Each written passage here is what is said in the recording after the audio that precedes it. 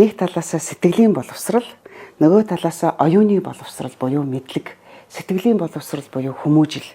Хүмүүжил, мэдлэг хоёр нийлээд тухайн хүний соёлыг бүрдүүлдэг гэж би ойлгодог. Монгол улс дэлхийд танигдахын хэрээр монгол хүн болгон, монгол залуу хүн болгон гадаад хэл сурахыг эрмэлзэж байгаа. Тэр нь маш сайшаалтай.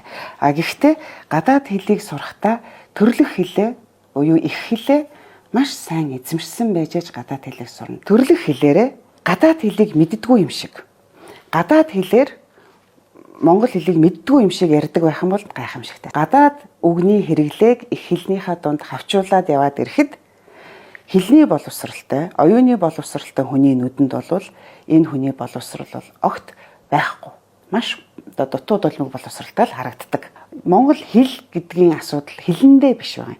Энэ хэлээр чинь дамжиж монгол соёл, монгол сэтгэлгээ, монголын амин чанар хэлэнд хадгалагддаг учраас хэлний хэрэглээ, хэлний соёл өндөр ач холбогдолтой байсаар байх болно. Соёл тань айсгэлэн